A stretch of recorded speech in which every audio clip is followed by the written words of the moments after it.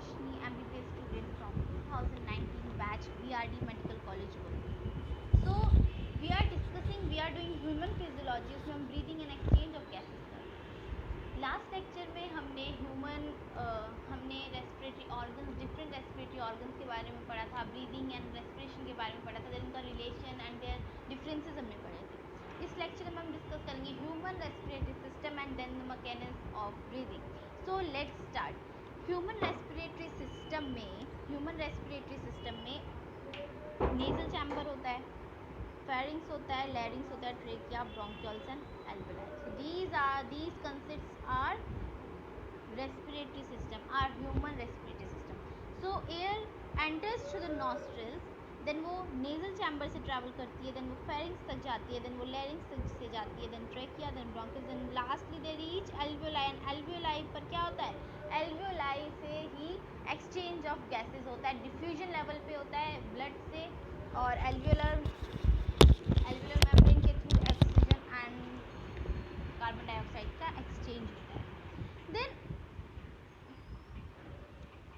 Then parts की बात करें तो ह्यूमन रेस्पिरेटरी के में हम कंडक्टिंग पार्ट कह सकते हैं और रेस्पिरेटरी पार्ट कह सकते हैं. तो कंडक्टिंग पार्ट्स क्या हैं?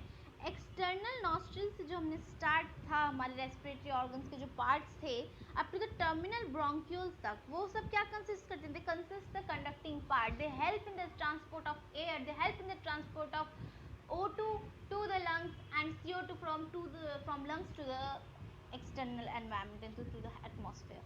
और रेस्पिरेटरी और एक्सचेंज पार्ट की बात करें तो it is at the level of diffusion. Alveolar level की बात करें उससे जो डक्ट्स कनेक्ट होती है उनसे जो होते हैं हमारी oxygen and carbon dioxide exchange होती है. So this is the exchange part. So बात करते हैं अगर हम इस डायग्राम से. सो यहाँ से ये है nostrils present above the upper lip. यहाँ से हमने एयर इनहेल की, देन उसके बाद this is the nasal cavity और नेजल चैम्बर. देन यहाँ से pharynx, this part is the pharynx, and then to the larynx, then it is traveling to trachea, उसके बाद bronchioles, these are the primary bronchioles, then it is the secondary, then tertiary bronchioles, then it terminates to these bag like structures which are seen. They terminate into the alveoli structures. Then there it takes place, diffusion takes place. Then what is the alveoli? This is the representation of the alveoli with their ducts. So here oxygen and carbon dioxide diffuses and exchanges like this. Then what is human respiratory system में जो हमारा lung होता है, lungs की बात करें तो they comprises of what? They comprise of bronchi, bronchioles and alveoli. Alveoli are bag-like structure which help in the exchange of O2 and CO2. Then we have two lungs. हमारे पास दो lungs हैं. दोनों lungs जो हैं दो double layered structure, double layer membrane that is pleura से covered हैं. दोनों प्लूरल मेम्ब्रेन, एक आउटर मेम्ब्रेन है एक इनर मेम्ब्रेन है. सो इन दोनों मेम्ब्रेन के बीच में प्लूरल फ्लूइड प्रेजेंट होता है. This pleural fluid help in reducing the friction. It protects our lung from the further damage. अगर थोरेक्स में कोई प्रेशर पड़ा है सडनली, कोई एक्सीडेंट किसी की भी वजह से, तो जो this pleural fluid acts as a frictional force. It acts as absorbent, shock absorbent, like CSF, cerebrospinal fluid जो हमारे ब्रेन के अराउंड होता है. सो वो भी क्या करता है? वो भी फ्रिक्शन रिड्यूस करता है. हमारी बॉडी में जहाँ भी इंपॉर्टेंट ऑर्गन्स के अराउंड फ्लूइड्स हैं तो दे help in the reducing friction and absorbing this shock absorbing action होते हैं उनके. फिर उसके बाद बात की जाए तो जो आउटर प्लूरल मेम्ब्रेन है वो थोरेसिक लाइनिंग के क्लोज एसोसिएशन में होता है. जो इनर प्लूरल मेम्ब्रेन है वो क्या होती है? वो होती है closed contact. It is present with the closed contact of our lung. And then बात करते हैं तो जो हमारा राइट लोब है, जो हमारा राइट लंग है, उसमें क्या होते हैं? उसमें 3 लोब्स होते हैं. ये हो गया और ये लोब 1 हो गया. Then this is lobe 2 and this is lobe 3. तो राइट लंग्स में 3 लोब्स होते हैं एंड लेफ्ट लंग में सिर्फ 1 एंड 2 लोब्स होते हैं. सो ये हमें ये पता होना चाहिए. Then boundaries, what are the boundaries of our thoracic chamber? Thoracic chamber होता है दीज रिब्स. आप रिब्स को पूरा मिला लो. देखो this is the thoracic chamber. ये थोरेसिक चैम्बर है. अब ये देखो ये रिब्स हैं, रिब्स के अंदर जो है हमारे विसरल ऑर्गन दैट इज हमारे लंग्स प्रेजेंट हैं, but outer these are covered by ribs posterior with the vertebral column anterior to the this bone is called the sternum. ये बोन एंटीरियरली जो होती है आप फील कर सकते हैं विद योर फिंगर्स, जो एंटीरियरली जो बोन होती है that is our sternum, then laterally it is our ribs and posteriorly ये क्या होती हैं, रीढ़ की हड्डी से कहते हैं वर्टिब्रल कॉलम, यहाँ तक जो होती हैं तो thoracic, these are thoracic vertebras. तो ये जो होती है केज का काम करते हैं। केज क्या करते हैं, protective structure, they help in protection of our lungs, ताकि डायरेक्ट कोई भी इंजरी हमारे लंग्स पे ना हो। अब लंग्स क्या है, एयर टाइट चैम्बर है, यहाँ से जो है air that can be diffuse but can not be leak, तो there is a difference between leaking and the diffusion. So lung से एयर जो है बाहर लीक नहीं होती है, so lung is an air tight chamber, तो यहीं से एयर का एक्सचेंज होता है। फिर उसके बाद करते हैं हम इसकी बाउंड्रीज की बात, तो डॉर्सली, डॉर्सली मतलब हमारा पीछे, हमारी जो पीठ होती है बैक को होती है, back side is the dorsal side and ventral side is or anterior side. Anterior side को बोलते हैं ventral side and posterior side को क्या बोलते हैं हम, पोस्टीरियर साइड को बोलते हैं डॉर्सल साइड। तो ये this ventral and dorsal should be cleared. तो डॉर्सली हमने क्या देखा था, वर्टिब्रल कॉलम, वेंट्रली क्या था, स्टर्नम, एंड लेटरली आप देखेंगे तो साइड्स में आपकी लेफ्ट एंड राइट साइड्स क्या हैं, रिब्स हैं। Ribs can B failed by your by palpating your fingers. Then lower side में क्या है, लोअर साइड में डोम है, डोम शेप डायाफ्राम है, दिस इज डायाफ्राम, ये देख रहा है डोम शेप स्ट्रक्चर है ये। अब जब हम इनहेल करते हैं, इंस्पिरेशन करते हैं, तो ये इस डोम की जगह ये ऐसा हो जाता है स्ट्रेट। तो ये क्या करता है, हमारे लंग्स की जो थोरेसिक, ये पूरी हमारी थोरेसिक कैविटी, जो हमारी प्लूरल मेम्ब्रेन है ये यहाँ से पूरे ऐसे ऐसे जाती है, और जो हमारी ये इनर मेम्ब्रेन है वो लंग्स से बिल्कुल चिपकी हुई होती है, तो उनके बीच में जो स्पेस होता है सब वहाँ पे फ्लूइड होता है हमारा, प्लूरल फ्लूइड। तो ये डोम लाइक स्ट्रक्चर हमारा डायफ्राम होता है। देन उसके बाद हमने, अब ये हो गया हमारा पूरा थोरेसिक चैम्बर की बाउंड्री। तो थोरेसिक चैम्बर की बाउंड्री से एक बाद ये anteriorly sternum, posteriorly that is dorsal is the vertebral column, laterally आप क्या देख रहे हैं, ribs. So ribs can be easily seen, right. So ये तो हो गया हमारा रेस्पिरेटरी ऑर्गन्स के बारे में, उनके बाउंड्रीज, रेस्पिरेटरी ऑर्गन्स मतलब रेस्पिरेटरी सिस्टम की बाउंड्रीज के बारे में, थोरेसिक कैविटी, ये सब हो गया। अब हम बात करते हैं रेस्पिरेशन के स्टेप्स की। अब स्टेप्स ऑफ रेस्पिरेशन क्या हैं, ये 5 स्टेप्स आपको याद करने हैं, समझने हैं, अभी मैं समझाऊंगी, उसके बाद आपको पता होने चाहिए स्टेप्स क्या हो रहे हैं। देखो सबसे पहले क्या हो रहा है, pulmonary ventilation and breathing is the same thing, ventilation that you are inhaling exhaling that is a ventilation, ठीक है। सो पल्मोनरी वेंटिलेशन मीन्स कि जो एयर हमारी एल्वेलाइज में है, लंग्स में है, देन दैट इज रिलीज्ड और is release, that CO2 is releasing from our lung. So इसमें क्या हो रहा है, सबसे पहले क्या हो रहा है कि जो एटमॉस्फेरिक एयर है, हमने सबसे पहले सांस ली, हमने सबसे पहले जो सांस ली उससे क्या हुआ, उसमें क्या हुआ, ब्रीदिंग है, this is what breathing of pulmonary ventilation. तो क्या हुआ, atmospheric air drawn in, atmospheric air जो है हमारी कंडक्टिंग पाथवे थ्रू पार्ट्स के थ्रू कहाँ गई, एल्वेलाइज तक गई।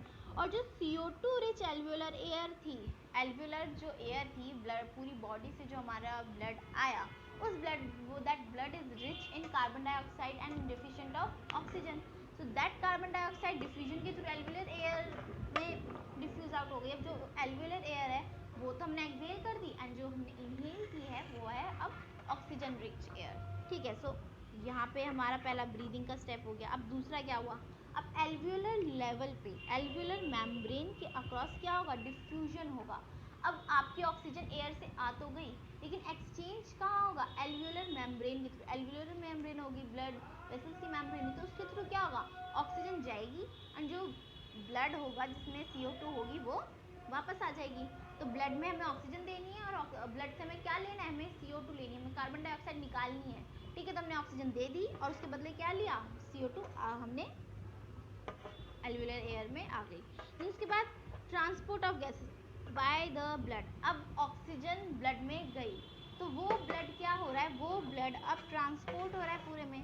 तो transport of gases by blood, transport of gases by blood का मतलब ये है कि ऑक्सीजन रिच ब्लड जो है वो पूरे बॉडी में ट्रांसपोर्ट हो रहा है। अब पूरी बॉडी में जो ब्लड ट्रांसपोर्ट हो रहा है, अब जब वो सेलुलर लेवल पे गए, सेल्स ने ऑक्सीजन कंज्यूम बॉन्ड्स ब्रेक हुए, तो वहाँ पे कार्बन डाइऑक्साइड जो भी निकली तो वो क्या हो गया, ब्लड दोबारा से उसको कार्बन डाइऑक्साइड को लेके कहाँ तक आएगा, दोबारा से लंग्स में आएगा ब्लड, एंड ब्लड से एल्वेओलर मेम्ब्रेन के डक्ट्स के थ्रू वो क्या होगी, फिर से कार्बन डाइऑक्साइड दे देंगे और ऑक्सीजन ले लेंगे। तो यहाँ पे क्या हुआ, ट्रांसपोर्ट हुआ। अब क्या हो रहा है अब ऑक्सीजन हमारी गई सेल्स तक। अब सेल्स तक जाने के बाद क्या हो रहा है, जो ऑक्सीजन है और CO2 है वो ब्लड और टिश्यूज़ के बीच में एक्सचेंज हो रहा है।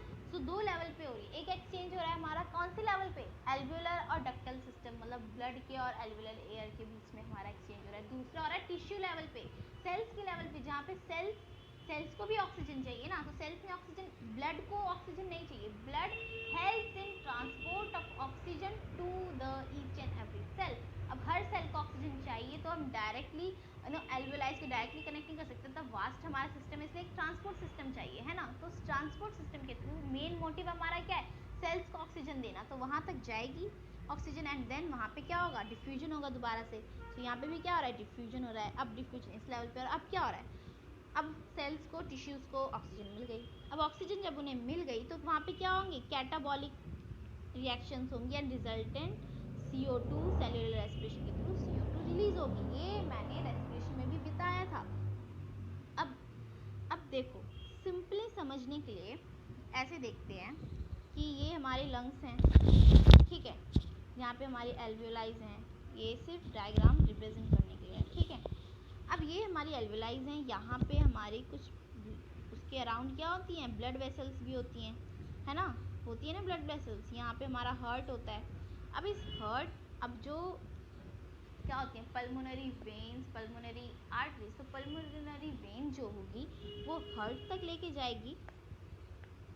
अच्छा, और क्लियर समझते हैं, बड़ा डायग्राम बनाते हैं। ये हो गया हमारा लंग, ये हमारे लंग्स हो गए। अब बीच में जो है हमारा हार्ट प्रेजेंट है, बीच में जो है हमारा क्या, यहाँ पे क्या प्रेजेंट है, यहाँ पे हमारा हार्ट प्रेजेंट है। अब इस ये जो है पल्मोनरी वेन और पल्मोनरी आर्टरीज के थ्रू क्या है, हमारे लंग से अटैच्ड है, तो उसके थ्रू यहाँ पे क्या आएगा, यहाँ पे हमारी ऑक्सीजनेटेड लेफ्ट एट्रियम में ऑक्सीजनेटेड ब्लड आएगा, देन वो कहाँ होगा, पूरे टिश्यूज़ में ट्रांसपोर्ट होगा। अब जो ये हमारा ब्लड आ रहा है पूरे, यहाँ पे टिश्यू लेवल है, दिस इज टिश्यूज़, तो यहाँ पे क्या होगा, ब्लड से, अब यहाँ पे जो ब्लड वेसल है वहाँ से क्या होगा, ऑक्सीजन वो अंदर लेंगे, एंड यहाँ पे क्या होगी, रिएक्शंस होगी, तो यहाँ पे क्या होगा, बॉन्ड्स ब्रेक होंगे। सो ब्रेकेज ऑफ बॉन्ड्स ब्रेक होंगे, देन बॉन्ड्स ब्रेक होने के बाद क्या होगा, CO2 और एनर्जी निकलेगी, CO2 निकलेगी और क्या निकलेगी, और एनर्जी निकलेगी। देन ये CO2 कहाँ जाएगी, दोबारा से ब्लड में। अब ये ब्लड जो है दोबारा ट्रांसपोर्ट सिस्टम के through, that is blood, heart में जाएगी, हार्ट के बाद कहाँ से जाएंगे, फिर से दोबारा कहाँ जाएंगे, लंग्स में। अब लंग्स के जो एल्वेओलाइज हैं, लंग्स में जो एल्वेओलाइज हैं, यहाँ पे फिर से डिफ्यूजन होगा। तो ये जो डिफ्यूजन अब होगा, इसमें क्या होगा, इसमें CO2 जाएगी एल्वेओलाइज में, एंड ऑक्सीजन क्या होंगी, दोबारा से ब्लड में आ जाएगी। तो ये कंटिन्यूसली ऐसा होता रहेगा, this is the double circulation. अब यहाँ पे हार्ट होगा, सबसे पहले तो हार्ट में जाएगी, देन उसके बाद ये क्या बोलते हैं, पल्मोनरी वेन्स एंड आर्टरीज के थ्रू लंग्स में और हार्ट में कनेक्शन होता है, देन उसके बाद हमारा यहाँ पे पूरा टिश्यू लेवल पे जाके एक्सचेंजेस होते हैं। देन उसके बाद हम बात करें तो अब मैकेनिज्म ऑफ ब्रीदिंग की बात करते हैं। सो मैकेनिज्म ऑफ ब्रीदिंग में दो स्टेप्स होते हैं। सबसे पहला होता है हमारा इंस्पिरेशन, दूसरा होता है हमारा expiration. Inspiration is the inhaling and the taking in of the air, and expiration मतलब रिलीज आउट करना, सांस लेना इज इंस्पिरेशन, सांस छोड़ना इज एक्सपिरेशन।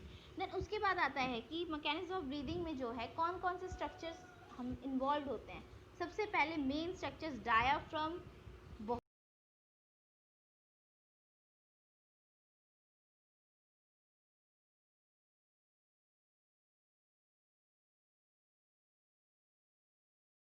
क्या होती हैं, ये हमारी स्टर्नम होती है ऐसे, ठीक है। अब ये जो रिब्स यहाँ से कनेक्टेड हैं, ये रिब्स हैं। अब इन दोनों रिब्स के बीच में स्पेस प्रेजेंट है ना, देन स्पेस जो होता है इसमें मसल्स प्रेजेंट होती है, इस तरीके से जो है मसल्स प्रेजेंट होती हैं। सो इस मसल्स, अब एक लेयर होगी मसल्स की जो आउटसाइड प्रेजेंट होगी, जो हम बाहर से देखेंगे, अंदर से देखेंगे तो एक मसल जो होंगी जो अंदर की साइड प्रेजेंट होंगी। तो ये क्या होती हैं, एक होती है external intercostal muscle, external intercostal, और दूसरी क्या होती है internal intercostal muscle. So external and internal intercostal muscles जो होती हैं ये हमारी, अब रिब्स जो होंगी, रिब्स के, अब रिब्स कनेक्टेड है थोरेसिक केज में, बहुत इंपॉर्टेंट है, ये प्रेशर को मेंटेन करती हैं। ये अब जब हमें इंस्पायर करना है तो ये क्या करते हैं, रिब्स मिलकर एक्सपैंड करने में हेल्प करती है। तो एक्सटर्नल मसल्स खींचती हैं रिब्स को बाहर की तरफ और वो क्या करती हैं, एक्सपैंड करने में मदद कराती हैं। सो यहाँ पे जो एक्सटर्नल है वो क्या करेंगी, इसे एक्सपैंड करने में मदद कराएंगे, लेकिन अगर इंटरनल इंटरकॉस्टल की जो अंदर की साइड प्रेजेंट है वो उसे अंदर की तरफ, मतलब कि उसे दोबारा से कॉन्ट्रैक्ट होने में, मतलब दोबारा से उसकी वॉल्यूम कम करने में, थोरेसिक कैविटी की जो वॉल्यूम होगी उसे कम करने में हेल्प कराएंगी। सो इस तरीके से external and internal intercostal muscles जो हैं प्रेजेंट होती है। तो diaphragm, external intercostal and internal intercostal muscles जो होती हैं ये हेल्प करती हैं हमें respiration and inspiration and expiration में। अब बात करें कि अब ये जो होता है हम इंस्पायर करते हैं, एक्सपायर करते हैं, अब इसमें किस बेसिस पे हम करते हैं, तो इसको हम इस प्रिंसिपल पे करते हैं कि वॉल्यूम इंक्रीज होगी, वॉल्यूम इंक्रीज होगी तो प्रेशर हमारा कम होगा, है ना। अगर हमारा प्रेशर बढ़ेगा तो वॉल्यूम डिक्रीज होगी। अब देखो वॉल्यूम ज़्यादा है तो हमारे जो एयर पार्टिकल्स हैं उनको स्पेस ज़्यादा है ना, तो एक दूसरे से टकरा कम रहे हैं, वॉल से कम टकरा रहे हैं, तो प्रेशर क्या है, प्रेशर कम है। लेकिन अगर हमने वॉल्यूम कम कर दी, अब अमाउंट ऑफ एयर वही है, तो बहुत जल्दी कोलिजन्स होंगे, कोलिजन्स होंगे, कोलिजन्स के बाद प्रेशर बढ़ जाएगा। अब ये प्रेशर जो वॉल्स पे एक्सर्ट करेंगे वो प्रेशर बढ़ जाएगा, तो इससे क्या होगा हमारा, इससे क्या होगा, अब इसी प्रेशर डिफरेंस की वजह से हम इंस्पायर करते हैं और एक्सपायर करते हैं। अगर हमारा एक्सटर्नल एनवायरनमेंट में प्रेशर ज़्यादा है और हमारा इंटरनल जो हमारी एल्वुलर एयर है उसमें प्रेशर कम है, तो प्रेशर कहाँ से कहाँ, एयर कहाँ से कहाँ मूव करेगी, high pressure to low pressure, ठीक है। So along the pressure gradient ये क्या करेगी, एक्सटर्नल एनवायरनमेंट से जहाँ पे प्रेशर हाई है, हाई प्रेशर वहाँ से लो प्रेशर में जाएगी। अब यही बात अगर उसमें करें एक्सपिरेशन, तो एक्सपिरेशन में क्या होता है, एल्वियोलाई जो होती है वो फुल ऑफ एयर होती है और उसमें CO2 होती है एंड कुछ अमाउंट ऑफ ऑक्सीजन भी होती है, तो वहाँ पे क्या होता है, प्रेशर बढ़ जाता है बहुत ज़्यादा। तो वो जो प्रेशर बढ़ रहा है क्योंकि कंटिन्यूसली ब्लड से वो CO2 लिए जा रहे हैं लेकिन वो एक्सेल नहीं कर रहे हैं, तो प्रेशर एल्वियोलर प्रेशर बढ़ जाता है। जब वो प्रेशर एक्सटर्नल एनवायरनमेंट के प्रेशर से बढ़ जाएगा तो क्या होगा, फिर हम क्या करेंगे, एक्सपायर हो जाएगा। सो यहाँ पे भी सिंपल याद रखना है that air moves from the high pressure gradient to the low pressure gradient. अब इंस्पिरेशन की बात करें तो एयर कहाँ से कहाँ जानी है, लंग्स में आनी है, तो लंग्स में, तो यहाँ पे लंग्स में प्रेशर क्या होगा, नेगेटिव प्रेशर होगा, प्रेशर कम होगा, एक्सटर्नल में एनवायरनमेंट में प्रेशर ज़्यादा होगा। तो यही प्रेशर ग्रेडियंट हेल्प करता है हमें किसमें, मूवमेंट ऑफ एयर में इन एंड आउट। अब प्रेशर रिलेट करता है वॉल्यूम से, हमने पिछली स्लाइड्स में, अब हमने इसमें देखा था ना कि क्या बोलते हैं, हमने इस डायग्राम में देखा था कि वॉल्यूम एंड प्रेशर जो हैं एक दूसरे से रिलेट करते हैं, एंड कैसे रिलेट करते हैं, इन्वर्सली रिलेट करते हैं। अब देखा जाए तो अब हमें क्या करना है, हमें प्रेशर, अब हमें इनहेलिंग की बात करें, हम सिर्फ ब्रीदिंग इन की बात करते हैं, तो हमें क्या करना है, यहाँ पे प्रेशर कम करना है। अब प्रेशर कम करने के लिए क्या करना पड़ेगा, वॉल्यूम बढ़ानी पड़ेगी। वॉल्यूम कैसे बढ़ सकती है, अब वॉल्यूम कैसे बढ़ेगी, जो ये डायाफ्राम था, ये डायाफ्राम क्या हो रहा है, बाहर की तरफ आ रहा है, मतलब नीचे जा रहा है। डायफ्राम जो है डोम शेप था ना, ऐसा डोम शेप था, अब वो कैसा हो रहा है, फ्लैटेंड होता जा रहा है, तो ये क्या हो रहा है, डोम नीचे, हमारा जो डोम शेप डायफ्राम है वो नीचे आएगा, तो यहाँ पे वॉल्यूम बढ़ी, तो हमारी ये जो एक्सिस है इसका डायमीटर बढ़ा। अब और क्या करेंगे, अब हम एंटीरियर पोस्टीरियर डायमीटर की बात करेंगे, तो जो हमारी रिब्स होंगी, ये जो हमारी रिब्स होंगी, अब मैंने क्या बताया था, इन रिब्स के बीच में कौन सी मसल्स होती हैं, external and internal intercostal muscles होती हैं। अब हमें एक्सपेंड करना है, तो एक्सपेंड करने के लिए क्या करना है, बाहर की तरफ खींचना है, हमें क्या करना है, हमारी थोरेसिक कैविटी को बाहर की तरफ खींचना। बाहर की तरफ कौन खींचेगा, जो मसल्स बाहर प्रेजेंट होंगी, बाहर कौन सी प्रेजेंट होती है, एक्सटर्नल इंटरकॉस्टल मसल्स। तो एक्सटर्नल इंटरकॉस्टल मसल्स क्या करेंगे, एक्सपैंड करने में हेल्प करेंगे, वॉल्यूम बढ़ गई है, वॉल्यूम बढ़ गई, प्रेशर कम हो गया, प्रेशर कम हो गया, तो अब क्या करेगी, एयर हाई प्रेशर ग्रेडियंट से अंदर आएगी। तो इस तरीके से हमारा क्या हो गया, क्या हुआ, यहाँ पे हमारा इंस्पिरेशन हो, तो कौन सी दो चीज़ें का यहाँ पे मेन रोल प्ले कर रही है? सबसे पहला डायफ्राम जो दोनों केसेस में रोल प्ले कर रहा है, उसके बाद एक्सटर्नल इंटरकॉस्टल मसल्स जो कि रिब्स के बीच में प्रेजेंट है, इसमें नहीं रिप्रेजेंट कर रही है, इसमें मसल्स नहीं दिख रही है क्योंकि इसमें लंग्स दिखाने, तो इसलिए ठीक है। अब यहाँ की बात करते हैं, अब हमें क्या करना है, अब हमने इंस्पायर तो कर लिया। अब इंस्पायर करने के बाद जो हमारी ऑक्सीजन है वो ऑक्सीजन ट्रैवल कर रही है ब्लड के थ्रू। अब एल्वियोलाई पे जो डिफ्यूजन हो रहा था हमने पढ़ा था, तो उस डिफ्यूजन के थ्रू क्या हो रहा है, हमारी जो अब यहाँ पे एल्वियोलाई है, उसके बाद डक्ट्स हैं, ये ब्लड वेसल्स है ना इसके अराउंड। अब यहाँ पे क्या होगा, यहाँ से ऑक्सीजन एंड CO2 का एक्सचेंज हो रहा है। अब यहाँ पे कंटिन्यूस एक्सचेंज हो रहा है। बॉडी की जो CO2 है, बॉडी में जो हमारी कार्बन डाइऑक्साइड है, वो बार बार क्या हो रही है, वो एक्यूमुलेट हो रही है। अब हमें इस कार्बन डाइऑक्साइड को क्या करना है, रिलीज आउट करना है। अब हमें रिलीज आउट करने के लिए क्या करना पड़ेगा, इसका प्रेशर क्या करना पड़ेगा, हमें इसका प्रेशर ज़्यादा करना पड़ेगा। प्रेशर ज़्यादा कैसे होगा, जब इसकी वॉल्यूम कम होगी थोरेसिक कैविटी की। अब इसे हमें इस स्टेज पे लाना है। अब क्या करेगा, जो हमारा डायफ्राम था जो फ्लैट हो गया था, उसने नीचे जाके हमारा अप डाउन जो डायमीटर था वो बढ़ा दिया था। अब क्या करेंगे, वही डायफ्राम दोबारा से कॉन्ट्रैक्ट हो जाएगा, देन उसके बाद कॉन्ट्रैक्ट नहीं सॉरी वो दोबारा से अपनी नेचुरल पोजीशन पे चला जाएगा। तो ये क्या हुआ, वॉल्यूम कम हो गई। और कैसे, और हमें जो थोरेसिक कैविटी हमारी बाहर की साइड थी उसे हमें अंदर की साइड खींचना है। तो अब क्या काम करेंगे, अब क्या करेंगे, अब अंदर की तरफ खींचेंगे, तो अंदर वाली जो रिब्स में अंदर की साइड जो मसल्स होंगी, इंटरनल इंटरकॉस्टल मसल्स से खींचेंगी अंदर की तरफ, और हमारी क्या होगी, एंटीरियर पोस्टीरियर डायमीटर भी कम हो गया।